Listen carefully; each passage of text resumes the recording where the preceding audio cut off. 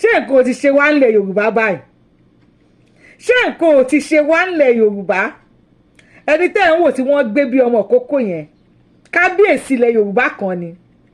Ọba Jẹ́mísì Dàda, àkàtà àwọn ajínigbé ni bàbá ti ń bọ̀.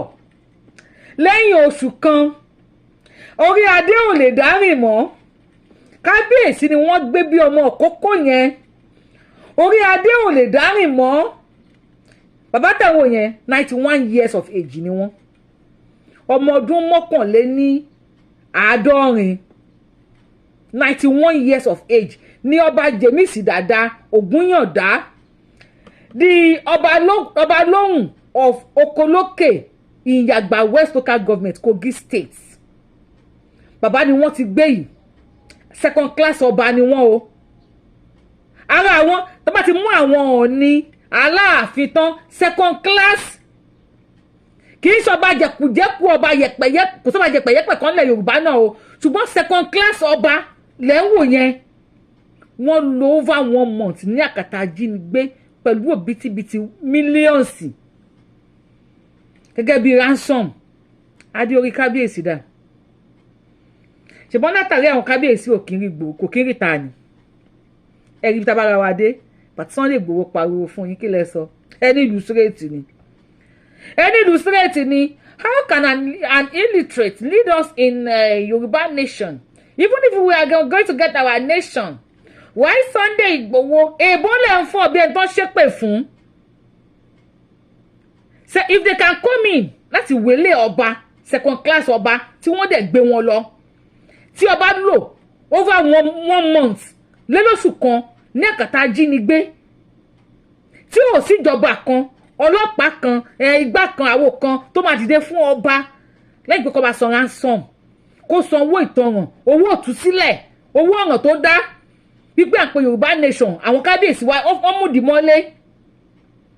Kábíyèsí yìí nìkan ló lè ròyìn.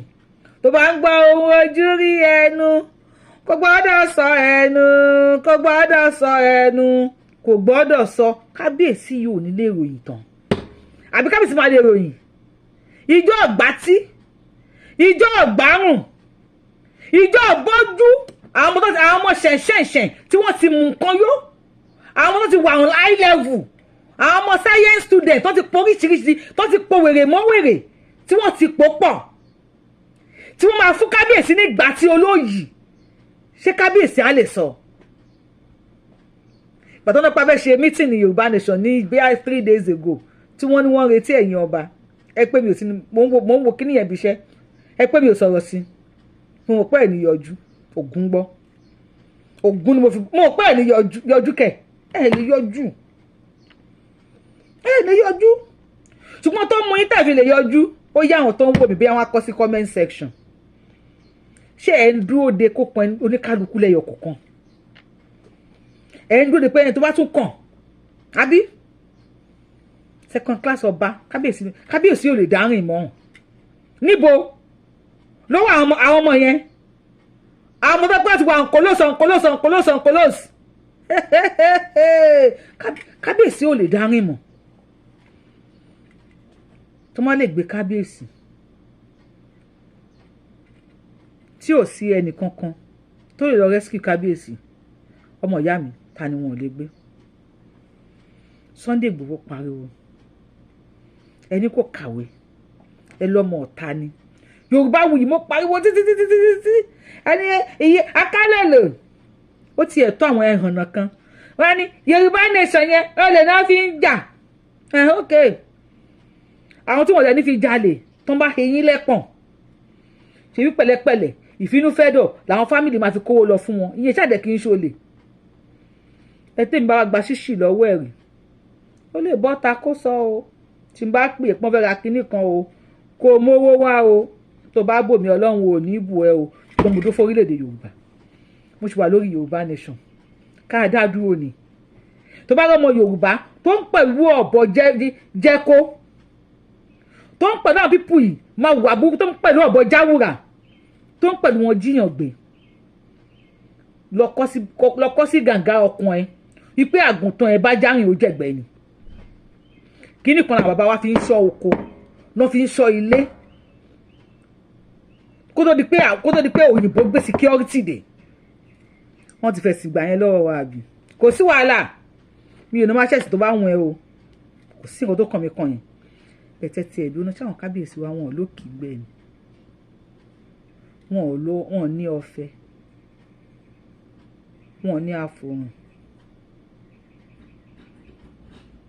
wọn ò ní àwọn tó fi lè secure ara wọn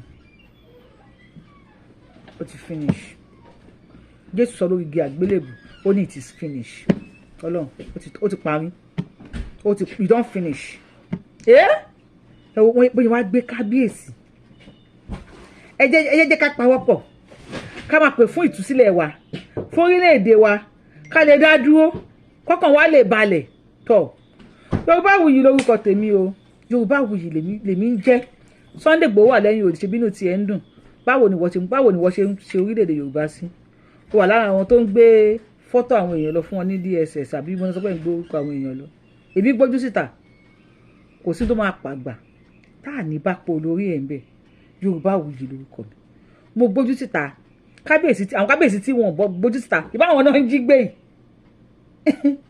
àwọn tí wọn gbójú síta náà ń jí gbé yìí kí làwọn wá háìdì ojú fún káfẹ́ kan gbójú síta àbí kò sí tó kù mọ́ nǹkan ti ṣe wá nílẹ̀ Yorùbá bí yà nǹkan ń ṣe wá bẹ́ẹ̀ wà là ń ṣe nǹkan ni ẹjọ́ àkàwọn aṣíwájú bẹ́ẹ̀ gà sí ń kọ́ Yorùbáwùyí lórúkọ má gbàgbé láti tẹ thumb up lórí show yìí má gbàgbé láti share fídíò yìí má gbàgbé láti fi comment ẹ sí comment section tó bá ní alternative lẹ́yìn Yorùbá nation o lè bá wa kọ sí comment section ṣé àwọn ìjọba yìí tó máa gbà wá bá wa kọ sí comment section kí la lè ṣe láti gbàrà wa bá wa kọ sí comment section tó bá dẹ̀ ní pé ok òfẹ́ Yorùbá nation o nǹkan báyìí ló fẹ́ o kíní kan sọ fún wa tá a lè ṣe bó tó bá tún wá ní solution because many of you say talk no action talk no action ìwọ tó bá ní action tó máa fún wa solution lè bá wa kọ sí comment section wọ́n wá kọ́ bóyá ìwà yín tó ti di kú àjọ kú àwẹ̀wà àjọgbà kú gbogbo wá fẹ̀kàn pawọ́pọ̀ ló kù báyìí kò síjà mọ́ gẹ́gẹ́ bí ọmọ Yorùbá àwọn ọba ní o àwọn ọba láti bí oṣù kan èmi ìwé kábíyèsí máa wẹ̀ o kí kábíyèsí máa wẹ̀ nǹkan dé o ṣọ̀kan gèlè tèrè o ọlọ́mọjà kàgbá kò see you my nation I love you if you are joining this page for the first time Yorùbáwùyí lórúkọ mi Yorùbáwùyí lèmi jẹ́ I'm the one and only Akálólé of Yorùbá land adáwọn ọlẹ Yorùbá ọmọ ìjọmọlọ yọlẹ tí ò pé méjì abẹni ọmọ tí ò ṣe pa ọ̀rẹ́ tó máa pààrọ̀ ti wá déwájú federal government tó bá sign ẹ ó máa déwájú Elédùmarè ó lè kú bí 99 times yes torí èèyàn kì í rọlọ́run lójú lásán àyẹ̀lẹ̀ rọlọ́run lójú lásán akọ́kọ́ kú kó tó wà lùjọ́ náà tó bá padà wá sáyé kó wá di Mẹ̀túsẹ́là I love you bye bye put your comment in the comment section má gbàgbé láti like fídíò yìí kò dé follow for more I love you bye bye.